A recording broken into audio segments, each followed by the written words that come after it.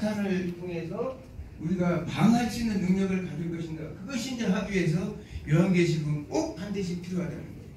요한계시록은 사람들이 보면 아이고 그거 뭐 복잡하고 그렇지 않고, 또 일반 성도들에게 얘기할 때 요한계시록을 이렇게 강의를 들으라고 그러면 뭐라고 해야 되냐면 무서워서 못 듣겠대요. 무서워서. 근데 요한계시록은 복음이에요. 요한계시록은 복음. 요한계시록은 복음입니다. 굿뉴스죠 이게 사실은. 왜냐하면 보통 복음이라고 하면 여러분들이 그렇게 생각하잖아요. 예수님의 탄생과 또 십자가의 죽으심과 부활까지를 얘기하잖아요. 근데 요한계시록 더 깊은 복음인 것은 뭐냐? 예수님이 이 부활만 한 것이 아니라 심판까지 했다는 거, 심판의 주로 계신다는 사실이에요. 심판의 주로 계신다는 사실이기 때문에 오리지널 복음이에요, 요한계시록. 그렇기 때문에 이걸 이제 성도들이 뭐 두렵다, 무섭다 하는데 무서운 거예요. 죄가 커서. 왜? 요한계시록 보면 죄 있는 사람들은 그걸 견뎌내기가 어려워요. 이걸 듣다 보면. 그러나 성령의 충만 안에서 그리스도 안에 사는 사람들은 너무나 기쁨의 소식인 거예요. 너무나 행복한 소식인 거예요. 왜? 1260일 한때 두때 반때에 예수님께서 조금만 참으시면 바로 우리가 승리의 그날을 바라보면서 나가기 때문에 이게 진정한 행복한 기쁨의 소식이고 복음의 소식인데, 우리 최선이 강하기 때문에 아이고 저 예수님 지금 오시면 안 되는데요. 조금 더 있다가 오셔야 되는데요. 이런 식으로 생각을 해서 이걸 깊이 하고 또 이 공부를 하지 않으려고 해요. 그러나 지금 목사님들이 여기 계시지만 지금 얼마나 세상은 이 사탄의 세력, 사탄의 문화, 사탄의 정치, 사탄의 교육, 사탄의 환경, 모든 게 사탄의 세계 속에 지금 갇혀 있어요. 과거에 요한계시록 13장 1절에 나오는 땅에서 올라오는 짐승 같은 경우에는 강력한 힘으로 인해서 세상을 초대교회 성도들에게는 많이 고통을 줬지만 지금은 그렇지 않다는 거예요. 지금은 어찌되었든 이 성도들을 자유롭게 했기 때문에 사탄의 문화가 도대체 우리가 어떻게 돌아왔는지를 알죠. 시간이 너무 급박해가지고 그것까지 잡아보기가 너무 어렵네. 왜냐하면 우리가 계몽주의 아시죠? 계몽주의 17, 18세기 17, 18세기 계몽주의를 통해서 이제 세상은 완전히 하나님, 창조주 하나님을 잊어버리는 뭐 서구 문화에서 그 당시에는 하나님이 중심이었지만 계몽주의를 거쳐가면서 이 세상은 하나님을 잊는 것뿐만 아니라 하나님도 잃어버리는 그런 세상으로 바뀌었어요. 그래서 자연주의, 과학주의 이런 것들로 이제 채우기 시작한 거예요. 사람의 오늘날 죄의 문제는 하나님에 대해서 창조주 하나님에서 기억해 두지 못한다는 거예요. 하나님은 상당히 요한계시록에서도 12장에도 나오지만 하나님께서 굉장히 서글픈 것은 뭐냐, 이 하나님을 믿는다고 하면서도 하나님이 창조주라는 것을 기억하는 겁니다. 그래서 무슨 문제가 생기냐, 사람들이 창조주 하나님에 대해서 무관심을 하게 돼 있어요. 무관심 때문에 사람들은 전부 이 세속적인 문화에 갇혀요. 거기에다가 1859년에 다윈의 진화론, 이거는 완전히 하나님을, 창조주 하나님을 완전히 무시하는 세계로 만들어버린 거예요. 이 계몽주의 영향력은 그렇다는 거예요. 그래서 지금은 어떻게 되느냐, 완전히 교과서고 모든 것들이 전부 이 진화론에 의해서 문화가 바뀌어버렸어요. 확연히. 그러면서 이데올로기가 뭡니까? 하나님을 데려가는 세력으로 다 바뀌었어요. 어떤 목사님들은 막 그 소위 사탄의 세력들이, 사탄의 세력이란 뭘 말합니까? 창조주 하나님을 부인하고 하나님의 말씀을 데려가는 세력을 소위 사탄의 세력이라고 하잖아요. 근데 거기에 편승해가지고 뭐 정치, 응? 교육, 환경 무슨 분야에 같이 움직여요. 요한계시록을 보면 결국은 그 사람들은 같이 들어가는 거예요. 사탄은 어떻게든 그 사람들을 끌고 불못에 들어가려고 하고 있는 것이 바로 요한계시록의 실체예요. 근데 우리가 목사라고 장로님이라고 집사님이라고 권사님 그러는데 내가 과연 사탄의 존재에 대해서 사탄의 문화 속에 들어가 있는지 안 들어가 있는지 자체도 몰라. 생각해 본 적이 없으니까. 창세기 3장 15절에 이 지금 계몽기를 인라이트먼트라고 그러잖아요. 대몽. 이게 뭐냐면 창세기 3장 1절에서 6절의 내용이거든요. 이게. 눈이 밝아진 거예요. 말 그대로 눈이 밝아진 거예요. 왜? 죄에 대한 눈만 밝아진 거예요. 그러면서 죄에 대한 삶만 이렇게 해서 지금 세상은 이 문화 속에 있어요. 그래서 요한계시록은 반드시 공부를 해야 돼요. 요한계시록은 목사님들이 반드시 알아야, 저걸 알아야. 손자병법도 그렇잖아요. 지피지기면 백전백승이라고. 병법까지도 그렇게 나와 있는데 세상 학문도 그렇게 나와 있는데 우리가 이렇게 몰라서는 안 된다는. 그래서 요한계시록은 반드시 해야 되는 학문이에요. 목사님들에게 필수 불가하는 것입니다. 자, 그러면 지금 뭐 시간이 됐고 그러면 이제 요한계시록에 보면 이게 쭉 뛰어가지고 이스라엘 백성들이 참 이 주전 586년에 멸망을 당했죠.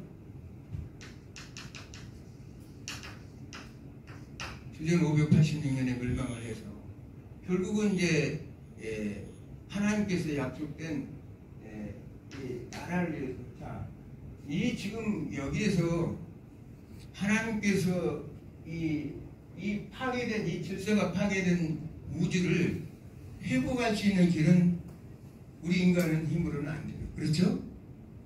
지금 이 세상의 질서가 완전히 파괴돼가지고 다 질서가 반대로 뭐 요즘은 개도 숭배하는 세상이 돼버렸죠. 이렇게 인간이 또 사람 위에 이 계몽주의가 인간이 사람이 하나님 위에 있는 거 아닙니까? 인간의 이성이 모든 것을 다 지배한다고 생각하는 거예요. 하나님의 말씀이 아니라. 그런 세상 속에서 우리는 이 모든 것을 고칠 수 있는 분이 있어야 된다는 거예요. 이 고장난 우주를 고칠 수 있는 분은 누구냐? 바로 하나님께서 준비하신 분이 창세기 3장 15절의 말씀처럼 그리스도를 이 땅에 보내는 거예요. 그리스도를 이 땅에 보내셔서 요한계시록은 12장 1절에서 6절까지 보면 예수 그리스도의 탄생과 고난과 승천과 또 십자가의 사건을 통해서 승리하신 5장에는 승리하신 예수 그리스도의 모습이 그대로 그려져 있어요. 그러니까 짧은 그 구절 안에 인류 역사의 모든 이것이 다 기록되어 있거든요. 근데 제 유튜브에 전부 이제 그것들이 다 설명해서 나오는데 이렇게 해서 예수님께서 오셔야 되는데 586년에 이스라엘 백성 구약에서 멸망을 해요. 그러면 하나님의 계시는 항상 점진적입니다. 하나님의 계시는 점진적. 하나님의 계시는 점진적이에요. 점진적이기 때문에 하나님께서 계시하는 내용은 숫자적으로 조금씩 하나님의 계시가 밝아진다는 거예요. 뭐 이전에 다니엘서 7장에 보면 그래 절망적인 이스라엘 백성들에게 내가 그러면 영원한 너희들이 이 다니엘서 7장에 보면 바벨론, 메데, 바사, 그 다음에 헬라, 로마 이 네 나라가 나와요. 너희들이 이 지금 유대인들이 생각할 때 이 나라들은 엄청난 큰 나라예요. 지금 이 다니엘이 가 있을 때는 이미 멸망해서 바벨론에 있을 때예요. 이게 여기가 이제 7장이 벨사사라는 원년인데 주전 553년이에요. 주전 553년이에요. 근데 하나님께서는 이 지금 다니엘을 통해서 너희들이 그렇게 고민하고 한 문제를 나는 태초부터 이렇게 준비하고 있었느니라. 그게 누구냐? 바로 오실 메시아라는 거예요. 영원한 이런 나라들은 바벨론은 이제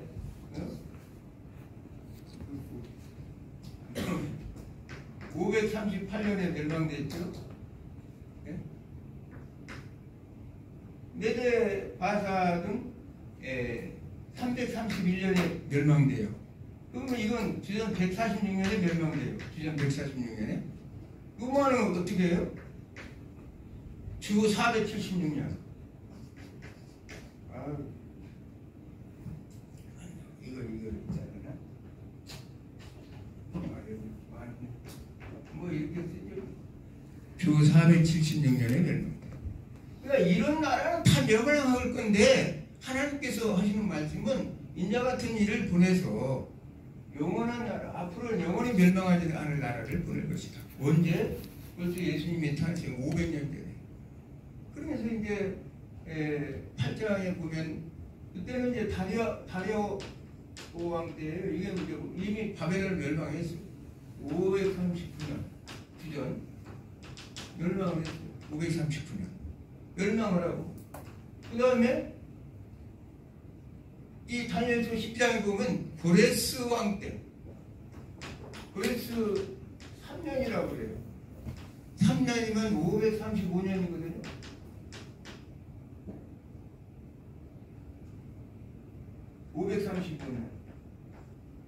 그러니까 이스라엘 백성들이 유대인들이 변한 때가 주전 537년이죠.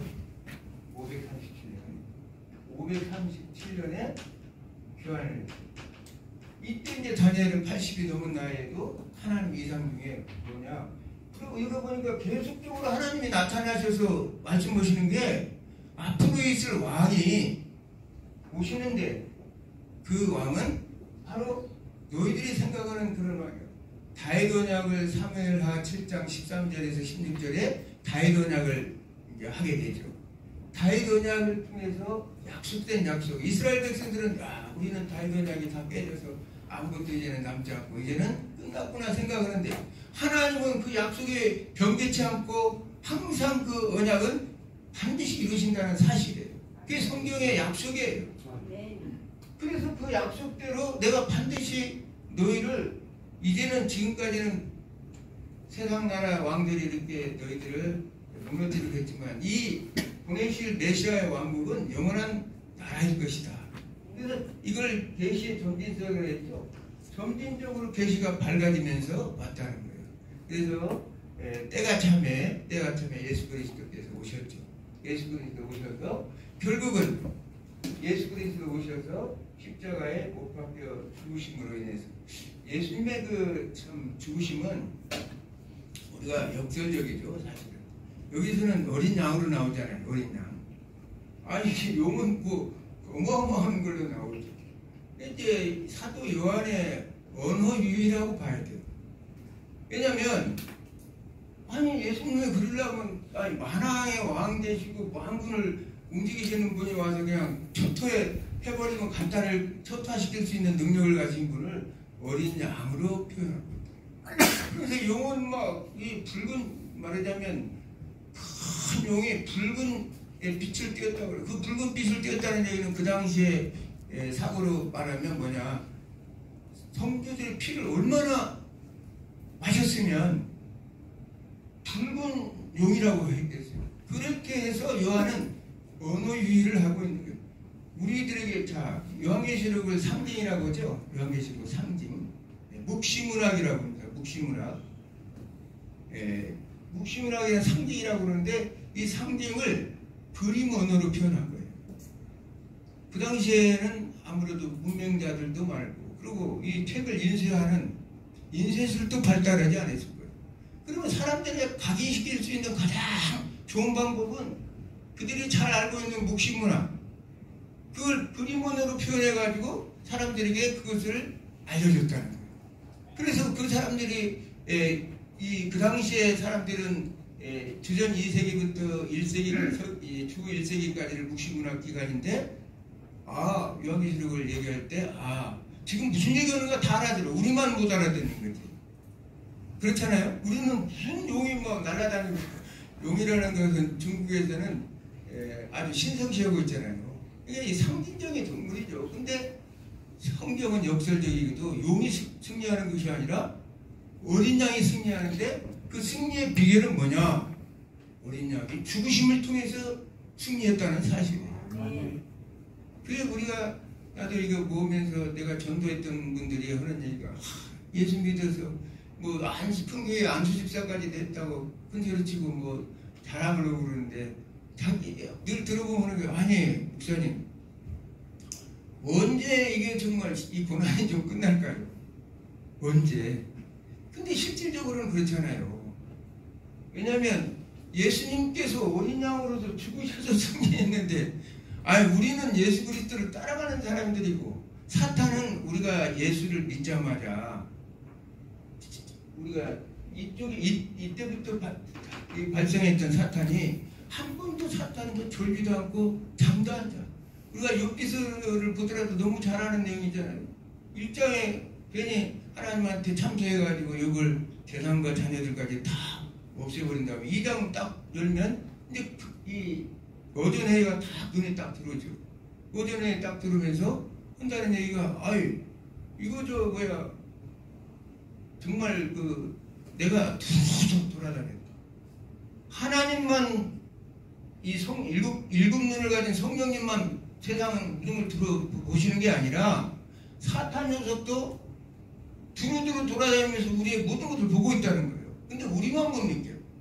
왜냐하면 여관이 열려있지 않기 때문에.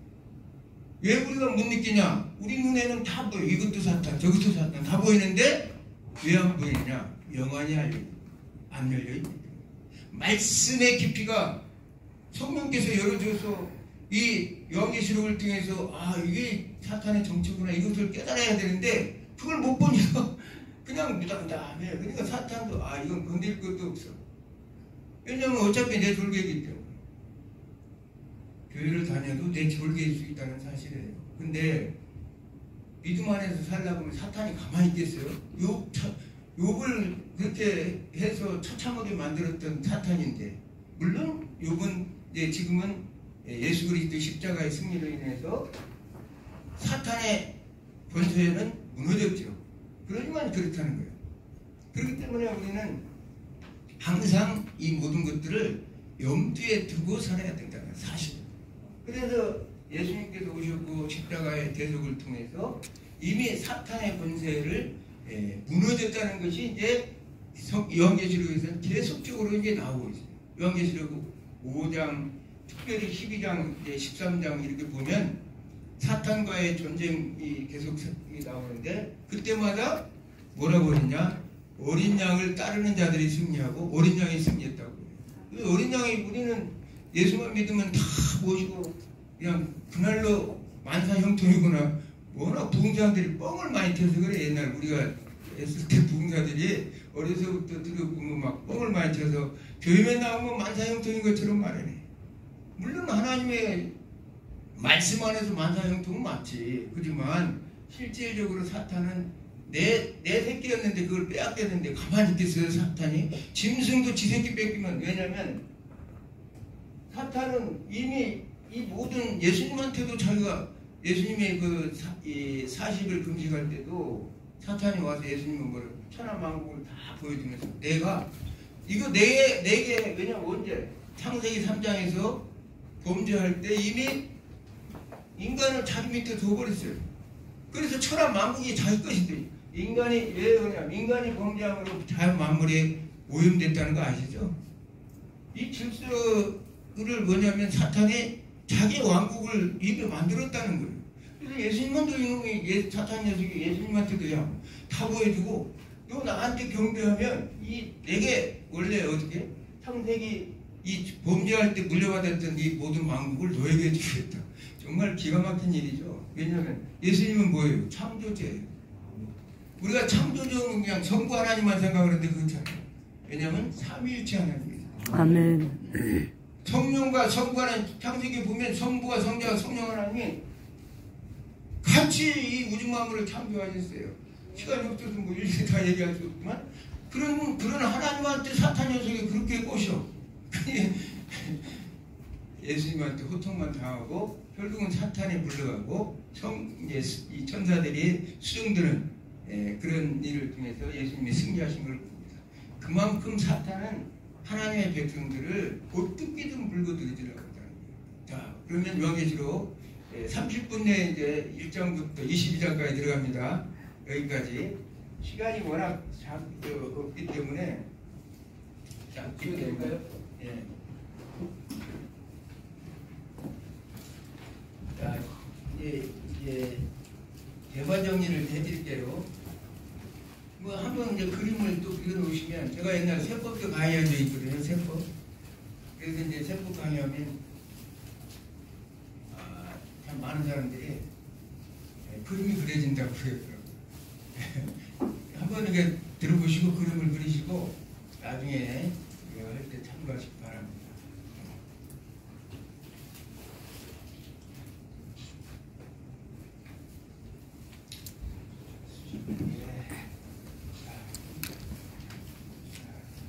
자,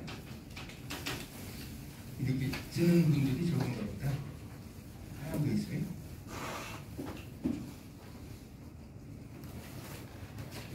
왜냐하면 습관이 돼서 말로만 하면 이게 잘 안 들어오더라고요. 오늘도 보고 듣고 쓰고 이렇게 해야 머릿속에 쑥쑥 들어오지. 그냥 앉아서 또 컴퓨터 가지고 쭉쭉쭉 보면은 나도 그런 마음이 들으려면 잘 이해가 안 돼. 자, 1장은 예수 그리스도 계시라부터 1장 1절. 하나님의 이 요한계시록은 예수 그리스도에 대한 계시, 예수 그리스도에 관한 계시입니다. 계시라는 것은 아포칼립시스라고 그러죠.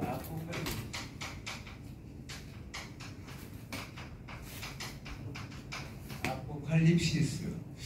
자, 하나님은 이 성경은 하나님의 계시의 말씀이에요. 그리고 하나님께서는 이 모든 계시를 아들과 공유를 하고 계십니다. 아까도 얘기했죠. 동일 본질이기 때문에. 근데 요한계시록 1장 1절은 아버지께서 아들에게 주사. 요한계시록 1장 펴놨어요. 아들에게 주사. 이렇게 했죠. 아들에게 넘겨줬겠어요, 뭘? 그건 그림 언어로 그렇게 표현했다고 그랬대요. 이미 하나님의 이를 아들은 알고 계시고 성령 하나님도 알고 계십니다. 그것을 표현해서 아들에게 주사. 종들에게 모든 것들을 알려서 이제 요한을 통해서 이제 우리에게 오늘날 오고 오는 세대에 하나님의 백성들이 이 말씀을 주려고 하셨다는 거예요. 그래서 1장 1절 요한계시록은 계시 말씀이고 또 묵시라고 표현, 계시를 묵시라고 그러거든요. 묵시의 말씀이다. 요한계시록은. 그러면서 예수 그리스도께서 이 사도 요한을 1장 8절에 9절에 사도 요한을 부르는데 이 사도 요한이 이 배경이 뭐냐? 바로 그 당시에 예수 그리스도께서 십자가에 못 박혀 죽으신 이후에 부활한 승천한 이후에 로마라는 제국이 로마는 주전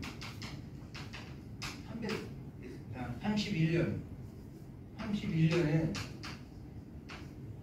옥타비아누스가 안토니우스와 클레오파트라와 전쟁에서 이겨서 악티움 회전에서 이겨서부터 제국으로 이제 발전한 나라예요. 그러면서 이 마르쿠스 아울레스가 주 180년까지를 팍스 로마나 시대라고 얘기해서 자기들이 이렇게 하고 있는데 이때 예수님께서 이 시점에 오셨다는 사실이에요. 그러면서 얘들이 가만히 있으면 좋은데 하나님의 백성들을 말하자면 핍박하고 그 예수 그리스도를 믿는 자들을 목배임을 당하고 수없는 하여간 그게 이제 우리는 교회사를 보면 10대 박해가 일어나기 시작한 때예요. 그러니까 요한계시록을 통해서 이제 하나님께서 계시한 목적은 너희가 그런 핍박을 받을지라도 내가 승리했기 때문에 너희도 반드시 승리할 것이다. 참고 견디고 인내하라 그런 뜻이에요.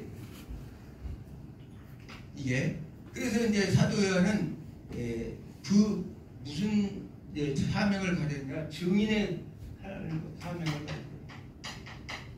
자기가 보고 예수님께서 알려주시는 상징과 환상을 통해서 본 그것들을 본 것을 알려주는 증인 역할. 증인을 이제 헬라어로 마르티스라고 그래요. 마르티스. 시간이 없어서 헬라어는 마르티스는 뭐냐? 선교자라는 뜻이에요. 우리가 하나님의 백성들 입장에서 오늘 목표하는 사람들이 이런 마음이 있어요. 순교자적 정신이 없이 아무 생각 없이 그냥 대접만 받으려고 절대 안 되잖아요. 순교자라는 뜻이에요. 그러면서 사도 바울은 형제라는 뜻이에요. 나는 너희의 형제다. 형제. 아델푸스라는 아델푸스. 환난과 이렇게 얘기하면서 뭐라고 얘기하면 환난과 참음에 동참하는 하나님의 제자들은 예수 그리스도의 제자들은 어떤 환난과 핍박과 고난 속에서도 그것에 동참하는 자들이 바로 형제예요. 여러분들과 우리는 다 형제들이에요. 아멘. 그리스도의 고난에 동참하는 자들이기 때문에 형제라는 거예요. 예수님 마가복음 3장에서도 아버지의 뜻대로 행하는 자가 내 형제요 자매요 어머니라고 말씀하셨죠. 그것이 뭐냐면 이 아델푸스라는 뜻이에요. 그러니까 초대교회 공동체는 이 아델푸스 공동체였어요. 그러면서 초대교회는 종말론적 공동체라고 그러죠. 종말론적 공동체. 그러면서 정말 예수님의 그리스도의 재림을 기다리는 공동체였어요. 그래서 가능한 얘기. 오늘도 우리는 사실은 재림을 기다리는 저 공동체죠. 그러면서 소유 아까 정말 물건을 공유한다는 얘기예요. 소유와 물건을 공유하는 공동체. 그 당시에는 뭐 재정학으로 얘기하면 제 책에는 다 나와 있습니다만 소득 재분배가 제대로 이루어지고 이 공유라는 얘기는 자원배분이 원활히 이루어졌다는 그 뜻이죠. 그러면 머스크레브 말대로 성장은 어떻게 하느냐? 이렇게 살다 보니까 그 사도행전 우리가 보면 날마다 성도들 수가 증가하더라. 성장, 우리가 국가에서도 성장 때문에 애먹잖아요. 이게 지금 트레이드 관계이기 때문에 이게 잘 바란스가 안 맞는데 유일하게 성경만이 이게 자원배분과 소득재분과 성장이 잘 된대. 성경 말씀만이. 하나님 나라의 삶만이 그렇다는 거예요. 그것을 얘기하고 있습니다. 그러면 1장에 이제 예수님이 어떤 존재라는 예수님은 선지자요, 왕이요, 제사장이요, 메시아라는 것을 이렇게 예수님께서 1장 13절 이하 20절까지 쫙 이렇게 보여주죠. 1장이 그렇게 끝나요. 그 다음에 2장, 3장은 뭐냐? 3장은 7개.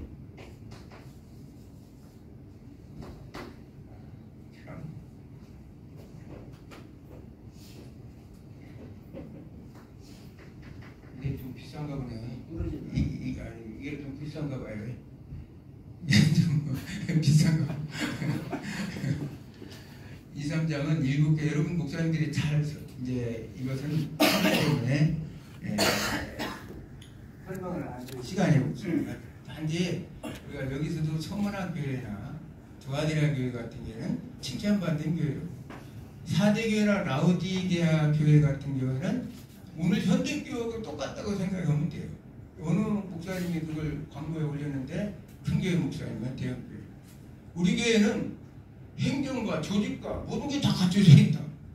그러니까 우리 교회로 오라. 그게 라우디게아 교회예요. 너희가 실상은 부유하지만 실상은 가난하다는 거예요. 엄청난 부와 재력과 모든 행정과 조직을 다 갖춰있지만 너희들의 삶을 보니까 미지근해서 차갑든지 뜨겁든지 둘 중에 하나 해야 되는데 신앙을 보니까 너무 미지근하다는 거예요. 그냥 대형교회 내가 다니니까 나는 어느 교회 소속이라 이렇게 해가지고 긴장감도 없이 신앙생활하는 사람이 얼마나 많은 거예요. 그게 라우디게아 교회예요. 이제 7개를 보면 그렇다는 거예요. 자, 4장은 어린 양이 보좌에 앉아 계시는 내용이에요. 사도 요한이 천상의 보좌가 천상의 보좌의 모습을 나와요. 5장을 그리고 5장에 바로 어린 양. 자, 예수님께서 아까 얘기했죠. 하나님께서 이 세상을 우주를 다시 완전하게 회복시키기 위해서는 이 어린 양께서 오셔야 되는데 이 5장의 어린 양은 이게 어땠냐? 인을 떼셔야 돼요. 우리가 요한계시록 6장에 인을 떼죠. 심판. 그러니까 승리하신 예수님은 어떤 권한을 현상에서 가지고 계시냐? 아까 얘기했지만 그게 복음이에요. 심판권을 가지고 계세요.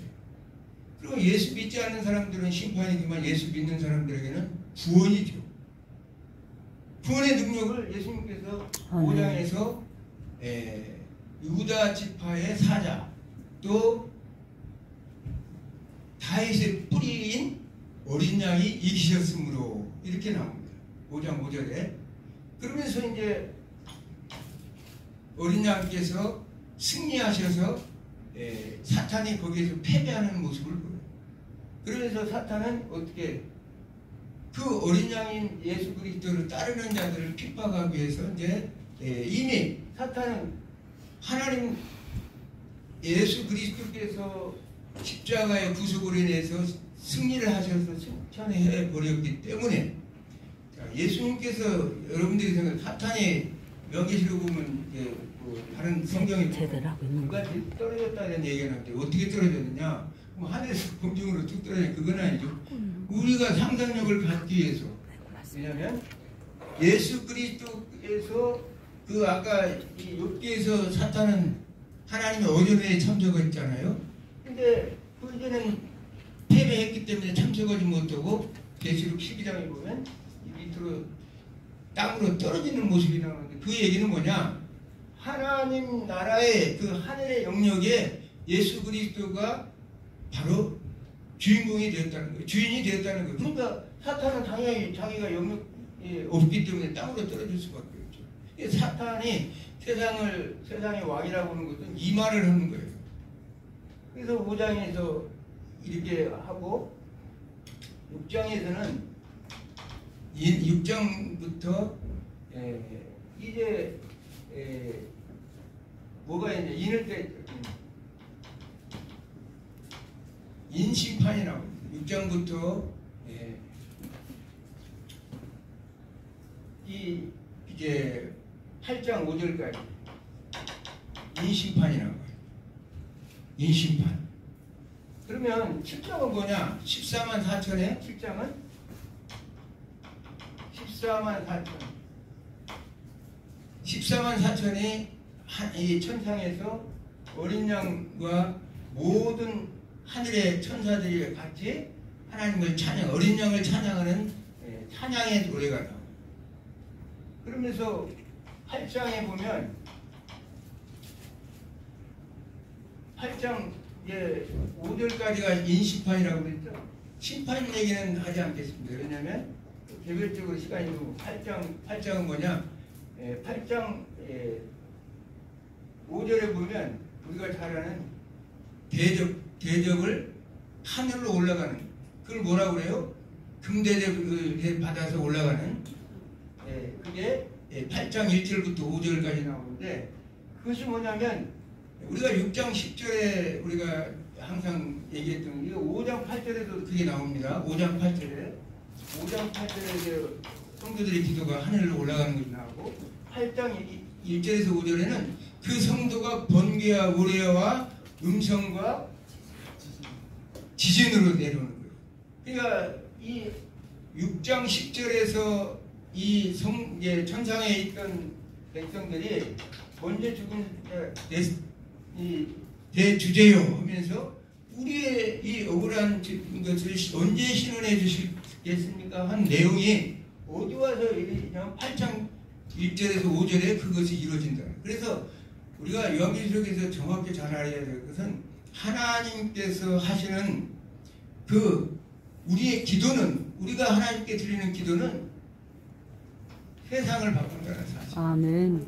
지금 6장 10절에서 기도한 내용들이 하늘 보좌를 불려서 어디 와서 이게 응답이 이루어지냐면 8장 1절에서 5절에 그 기도 응답이 내리는데, 이제 이건 뭐 그림 언어기 때문에 막 천둥, 번개, 지진, 음성 막 이런 걸로 이제 표현을 할 뿐이지 이 응답이 여기 떨어진다. 그래서 연결해서 이렇게 보면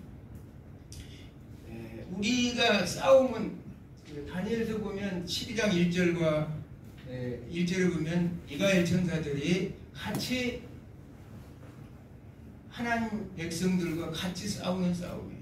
천사에서는 천사들과 또 지금은 이제 보좌에 계신 예수님이죠. 그럼 우리는 어떻게 이 대적들을 물리치냐?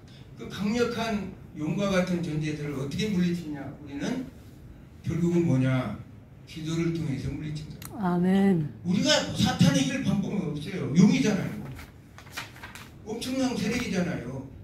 근데 그 이길 수 있는 방법은 말씀과 기도밖에 없다. 아멘. 예수님이 이 땅에 오셔서 하신 것이 그거 아니에요.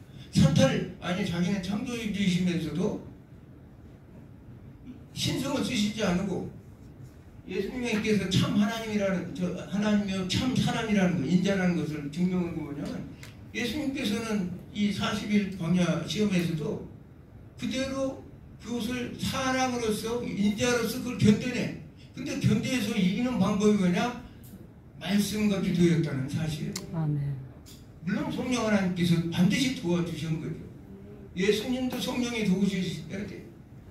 처음 동정녀 탄생할 때 성령이 잉태하셔서 성령께서 탄생부터 마지막까지를 성령께서 도우시는 영이고, 우리 또한 성령의 충만함으로 기도하고 말씀으로 부딪혀야 이 세상 세속 권세 속에서 사탄의 영역 아래에 있는 수없는 많은 사람들을 이길 수 있다는 사실이에요. 아멘. 그렇기 때문에 우리는 늘 항상 말씀과 기도가 부정이 돼 있어야 돼요. 아멘. 그래야지 얘들을 무슨 수로 이깁니까? 뭐 힘으로요?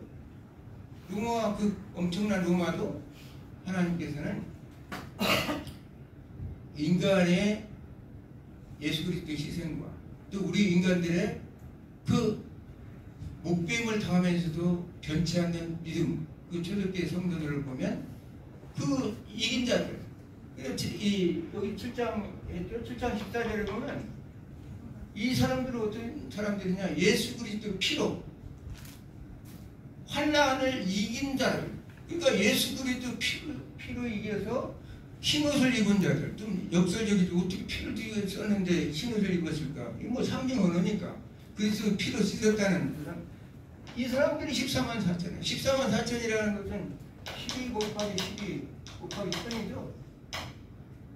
구약의 12사도, 12족속, 12사도, 신약의 12사도, 1000이라는 숫자는 완전한 충만수이기 때문에 오늘날 전체를 다 얘기하는 거였어요. 성도들 14만 4천. 그러면서 이제 8장 6절에서 11장 19절까지가 나팔심판.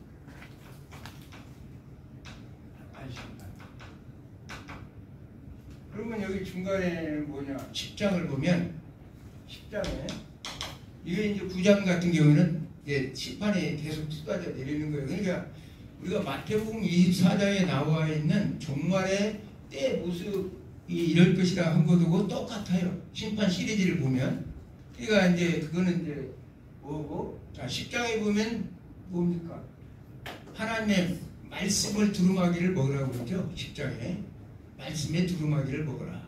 천사가 와서 이 두루마기를 먹고, 너희는 입에는 그 먹을 때는 달지만 들어가서 속에는 쓸 것이다 이렇게 얘기해요. 그래서 사도 요한이 그것을 넉죽 갖다 먹었어요.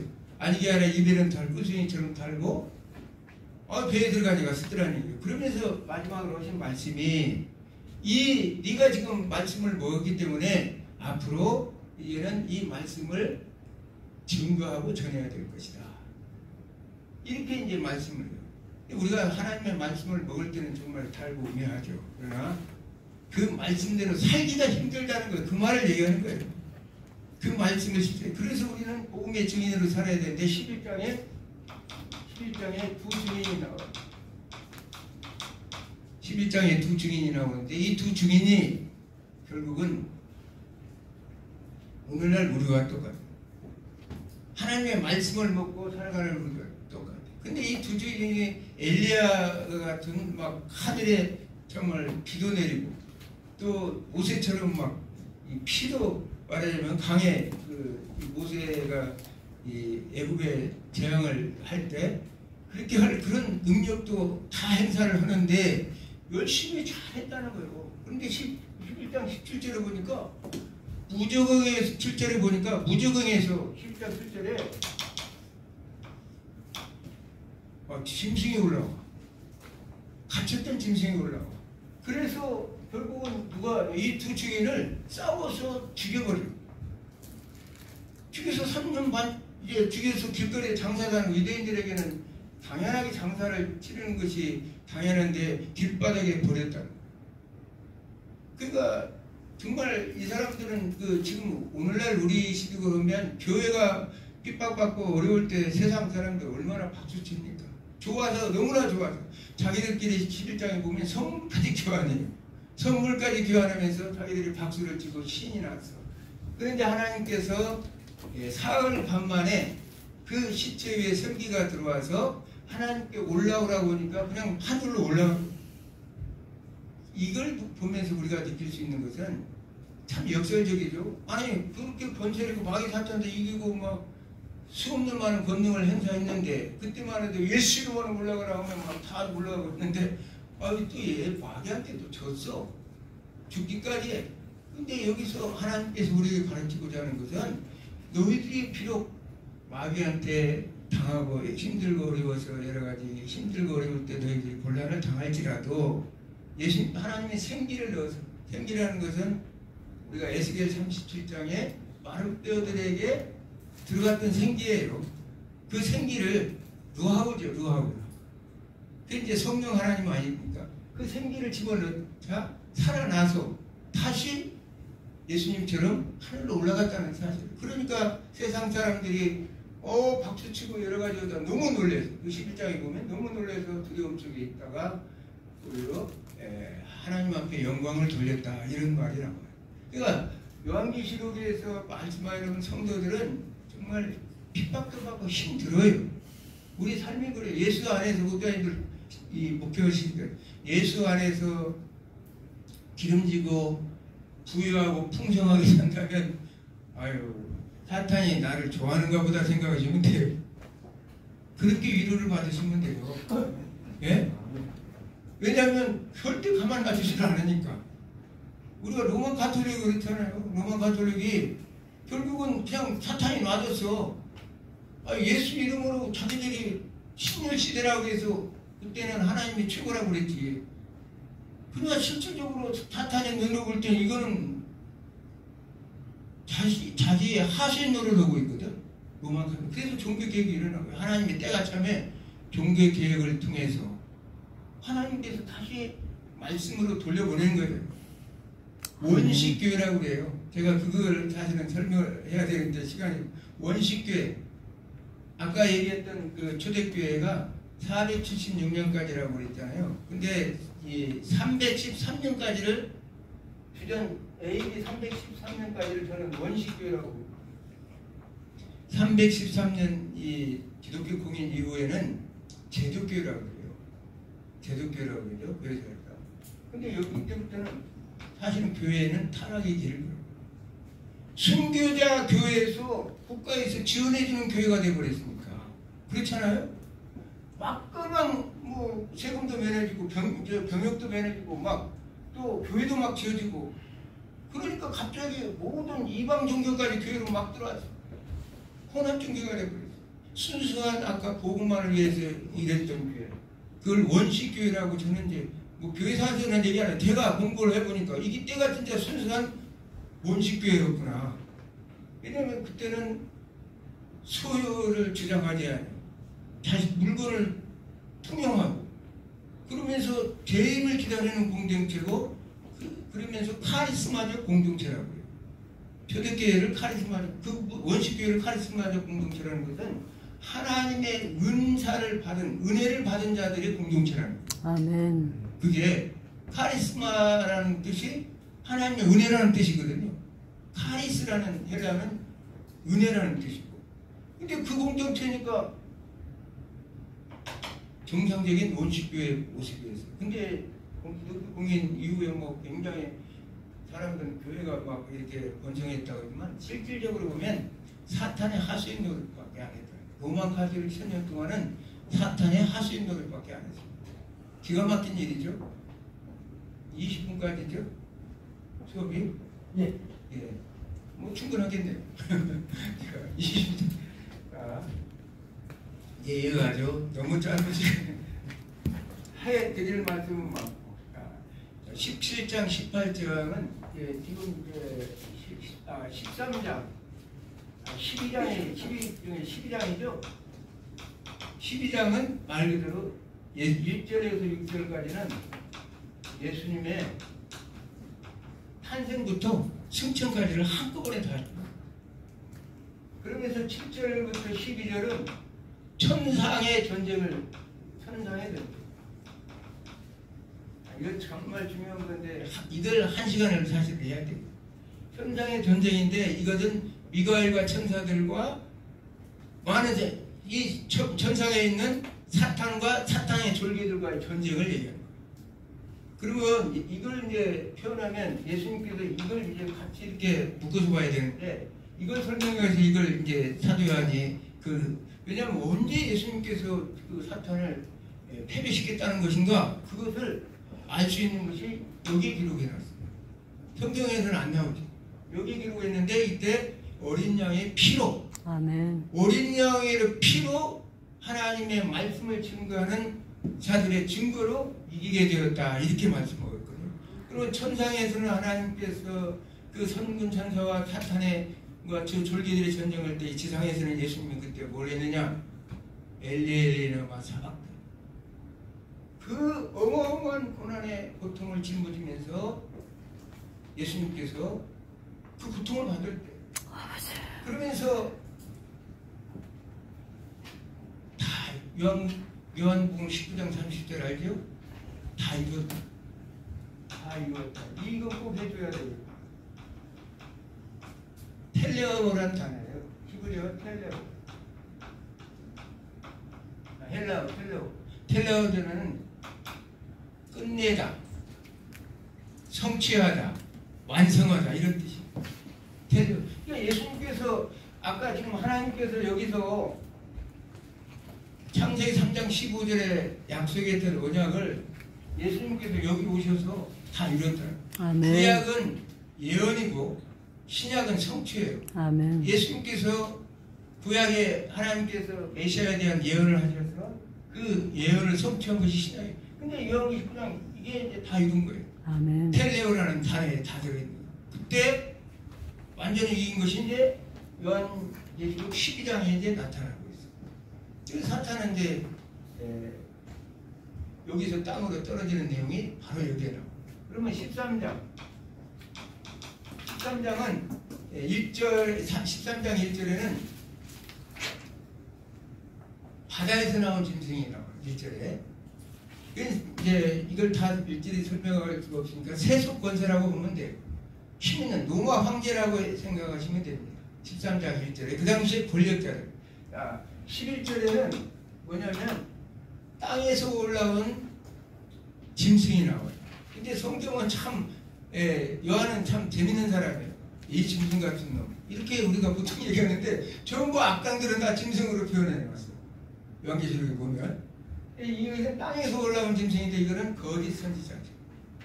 오늘날 교회를 배도하고 교회를 어지럽히고 이건 우리나라 보면 이상한 이데올로기에 갇혀있는 사람들을 얘기할 수가 있는 거예요. 이 13장이 그래서 이 사탄이 아까 12장에 용으로 나오죠.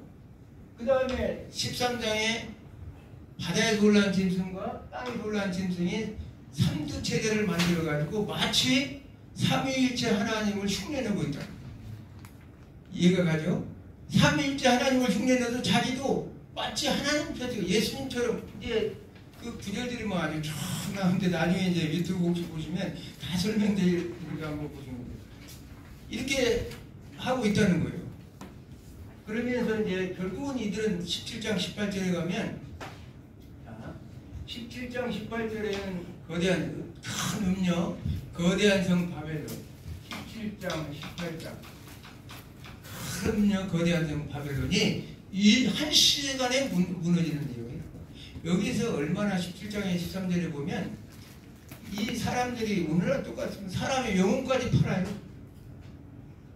이 마귀 사탄들이 그 우리 인간들의 모든 것들을 영혼까지 팔아먹는 그런 일들을 벌이고 그런데 이것이 한 시간에 그것도 한 시간이라고 나와 한 시간에 일순간에 무너지는 거대한 성 바벨론이요 무너졌다 무너졌다 자기들이 너무나 하나님께서는 이 지금 여기서 우리가 가르치는 것은 이 지금까지 오는 모든 과정 속에 사탄의 문화는 완벽하게 순식간에 무너져버린다는 말씀을 말씀하고 있는 거예요.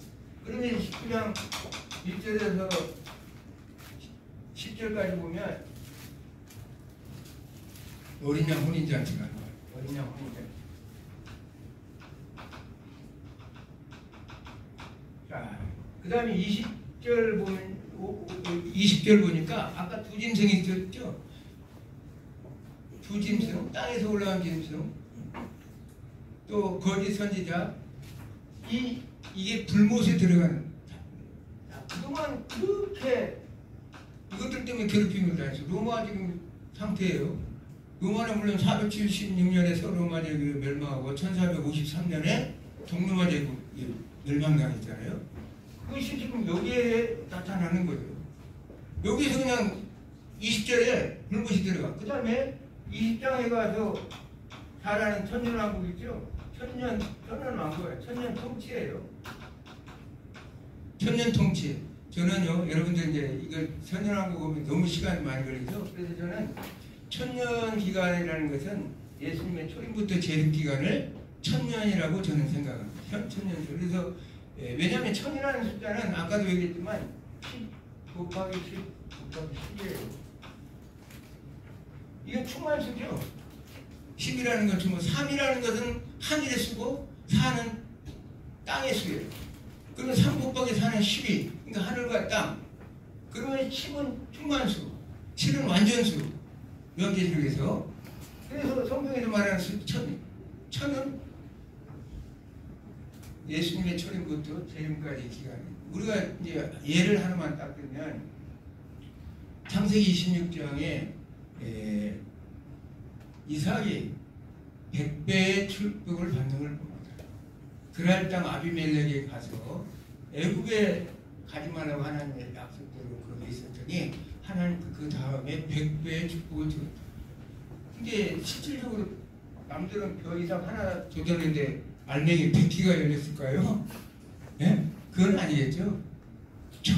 말하자면 하나님이 물붓듯이 쏟아 부어줬다는 얘기예요. 풍성하게 충만하게 줘버렸다는 얘기예요. 그러면서 우리가 욥의 갑절의 축복을 받았죠. 욥은 그것도 한번 세봤어요. 그러니까 알만한 갑절이더라고요. 또 엘리야가 엘리사에게 주었던 그 은사 있잖아요.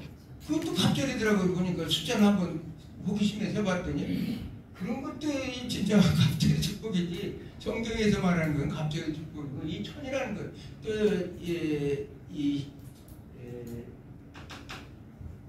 여기서 말하는 것은 시간 이걸 다 설명을 하면 성경 구절들이 쫙 다 있어요. 증거가 다 돼 있어요. 그러니까 여러분들이 그렇게 아시고 천년왕국 이제 됐죠. 자, 20장, 21장에 가면 새 하늘과 새 땅.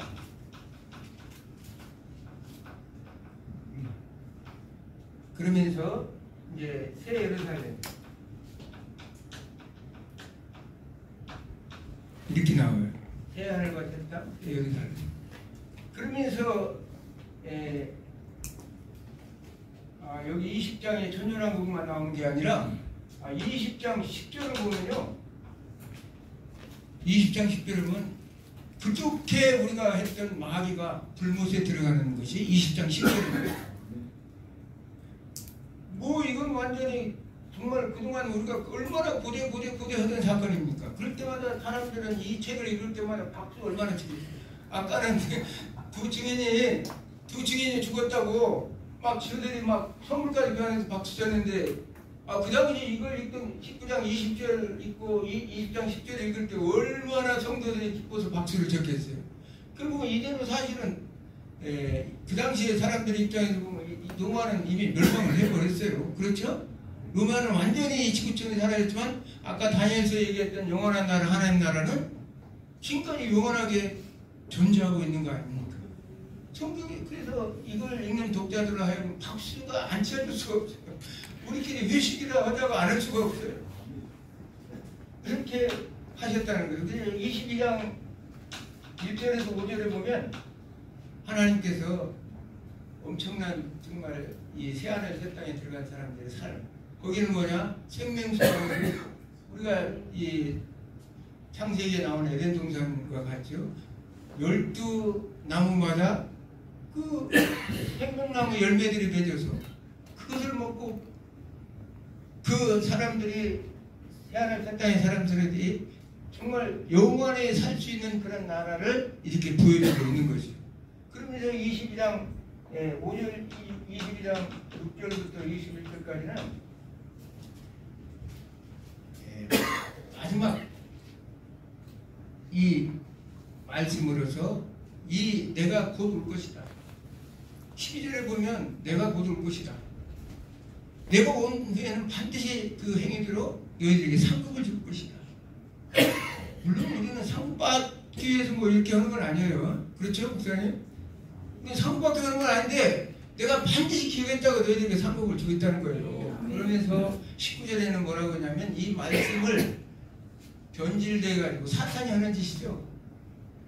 더하거나 또 빼거나 하면은 너희가 그 생명의 나라에 너희가 이르지 못할 것이다. 이렇게 하나님께서 제해버린다는 거예요. 완전하게. 그러면서 다시 한번 20절에 참 예수님께서 내가 반드시 올 것이다. 그러니까 이와 주 예수여 어서 오시옵소서. 바라나타 하고 끝나죠.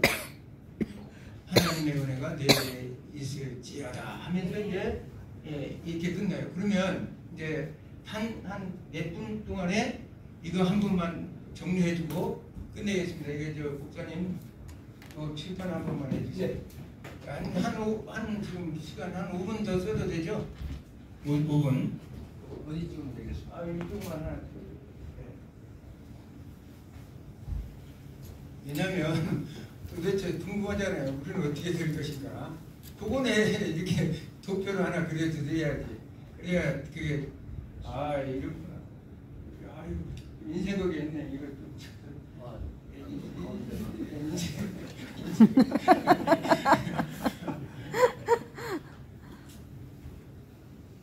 고맙습니다. 우리는 아까 얘기했잖아요. 예수님이 나는 아주 크게 써버려요. 초림, 재림. 이걸 이제 1260일 42달 여러분들이 거기 나오면 3년 6개월 한때 줄때 반때로 본다는 거예요. 이 기간을. 그런데 그럼 우리는 여기서는 첫째 부활이라고 나와요. 제주도 20단은 첫째 부활. 첫째 부활은 뭐냐? 우리는 이제 첫째 부활이라는 것은 우리의 육신은 다 죽게 돼 있죠. 우리가 육체적으로 처음 죽는 걸 얘기하는 거예요. 육신이 죽음. 물론 뭐 우리 죽기 전에 오시면 뭐 말할 것도 없지만 첫째 부활은 육신의 죽음을 얘기하는데 이 지금 여기에서 부활이 왜 부활이라는 얘기냐? 이미 우리는 예수 그리스도 안에서 에베소서 2장 5절에 6절에서 예수 그리스도와 함께 죽으심도 부활도 함께 한다고 분명히 말씀하셨거든요. 이미 부활된 존재라는 거예요. 우리는 비록 지상에 살지만 하늘나라에 사는 존재들이라는 거예요. 아멘. 하늘에 사는 존재들이에요. 우리는 분명한 것은 하늘에 사는 빌립보서에 나오는 말씀들은 우리 신권은 하늘에 있는 거예요. 그렇기 때문에 여기에 반대로 첫째 사망은 뭘까요? 첫째 사망. 사탄이 결박당하는 것을 첫째 사망. 사탄이 이미 결박을 했어요. 우리가 성경에서 결박당했다고 그랬죠, 사탄이. 계시록 20장 2절에 결박시켰다. 결박에서 무조건. 이걸 사탄의 입장이면 첫째 죽음이 되는 거예요. 첫째 죽음.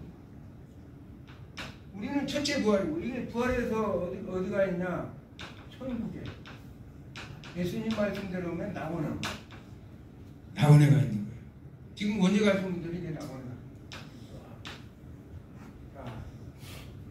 예수 안 믿는 사람은 죽으면 어디 가요? 여기 성경에 보면 바다, 음부, 이 무적경 이런 데 이렇게 기록하고 있어요. 바다와 음부, 여기에 있다가 여기는 어떻게 해요? 불신자들이 거하는 곳이죠. 이 요한계시록 볼 때, 성경 볼 때 바다나 아까 태움 이게 나왔죠. 태움, 질서, 무질서 세계에 불완전한 세계. 여기에 있다가 예수님께서 이제 심판으로 오실 때 우리는 이제 요한복음 5장 29절에 보면 여기 있다가 예수님이 재림 때 생명의 부활. 요한복음 5장 29절입니다. 거기 다 나와 있습니다. 시간이 없어서 심판의 부활을 부활한다. 심판의 부활. 그러면 이 존재들이 어떻게 가느냐? 이 심판의 부활에서 예수님이 재림하면 우리는 얘들은 어떻게 해요? 불못에 들어가는 거예요. 둘째 사망이라고 나오죠. 성경에 둘째 사망. 얘들이 이제 둘째 사망. 우리가 첫째 사망은 어떻게 해요? 첫째 사망했을 때는 일로 가고 일로 가는데 우리 예수 믿는 사람들은 둘째 사망이 없다고 했죠. 생명책에 기록된 자. 요한계시록 20장 11절 이하에 보면 생명책에 기록된 자들은 어떻게 하느냐? 바로 여기 예수님 재림과 동시에 우리는 새하늘과 새 땅을 둘째 사망을 당하지 않는다. 그러면 아까 사탄도 보니까 지금 사탄이하고 짐승 두 짐승들이 어디가 있습니까? 이미 여기 들어가 있습니다. 재림 때는 예수님의 재림 때는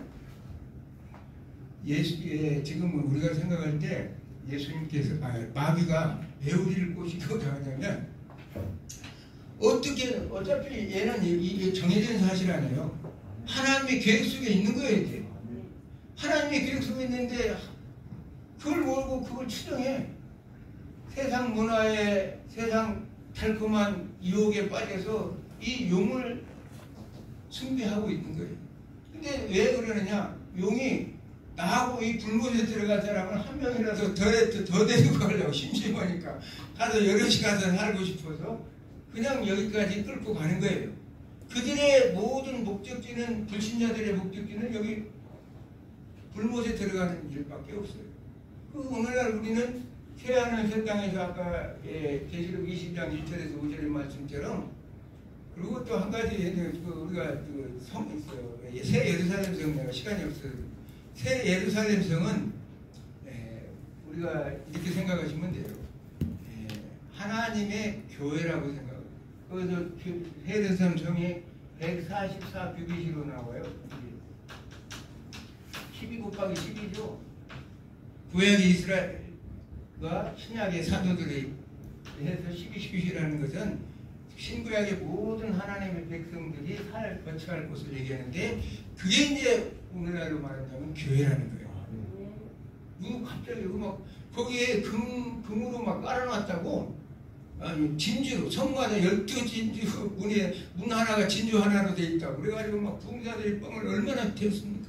우리 애들 들어오면 막 거기만 들어가면 막 진주 목걸이 우아래로 다 장식하고 할 것이라고 막 근데 그 얘기하는 게 아니라 그만한 영화롭고 아름다운 교회를 얘기하는 거죠. 이걸 때문에 궁금해서 또 막 물어보는 사람들이 그렇게 많아요. 그거 문자로 그렇게 써졌는데 왜 그렇게 생각을 하냐는데 아까 얘기했지만 요한의 언어 유희라 그림 언어를 갖다가 딱 해줘야 사람들이 아 그래 우리 막 그 풍자들 얘기대로 우리 가면 그 뻐쩍뻐쩍한 데서 살겠구나 막 그런 희망을 가지고 또 그런 마음을 갖죠. 그러나 오늘날 우리가 공부하는 사람들 입장에서 그런 식으로 하면은 그건 말이 안 되는 거예요. 어찌됐든 이제 새 예루살렘 새 하늘 새 땅에서 살아갈 백성들은 거기는 이제 결국은 아픔도 없고 바다도 음부도 사망도 음부 사망 이 사망이라는 곳에 다 집어넣었다가 예시록 20장 13절에 보면 이것들이 있는 곳인데 20장 13절에 보면 이것들도 다 내줘요. 내줘서 전부 다 이 불못에도 다 있다가 다 들어간다는 거예요. 그러니까 우리가 요한계시록 지금 1장부터 20장까지 했지만 사실은 너무나 쉽죠. 예? 이거 그림으로 그리고 너무 쉬워요 이게. 처음 아까 예수님이 누구신가 1장에서 얘기했고 2장 3장 교회 오늘날 교회 4장과 5장은 천상의 보좌에 앉아있는 어린 양 찬양 6장부터 이제 16장까지 인을 떼는데 15장 16장은 이제 대접 심판이죠. 인을 떼는데 그 인을 뗀 자가 누구냐? 어린 양이죠. 심판주이신 어린 양. 그것은 어제 초림부터 재림까지 있을 모든 하나님의 심판이 거기에 나타나 있고 마지막 종말에 대대적인 하나님의 심판이 있을 것이라고 이렇게 말해서 마지막 심판 때 이들을 이렇게 불못에 집어넣는 것이 요한계시록의 내용이고 그동안 그 고난과 고통을 당했던 요한계시록 6장 10절 이하에 보면 그 천상에서 그들의 기도 이 기도가 우리 먼저 가신 선배들의 기도와 이 땅에서 우리가 기도가 하늘에서 그 이루어진 기도가 땅에서 올라간 기도가 합하여 계시록 8장 1절에서 5절처럼 그 기도가 합하여서 어떻게 마지막 심판을 하나님께서 하신다는 거예요. 때가 참 카이로스 때가 우리들의 기도를 통해서 이루어진다는 거예요. 아멘. 저 공산주의가 와서 우리나라 어떻게 야 우리가 이렇게 기도하는데 한국계 목사님들이 이렇게 기도하는데 목루가 기도하는데 무릎이 까지도록 구제하는데 어떻게 저들이 와서 우리를 뭐겠냐 하나님을 가만 놔두겠느냐 항상 그런 얘기를 하죠. 예.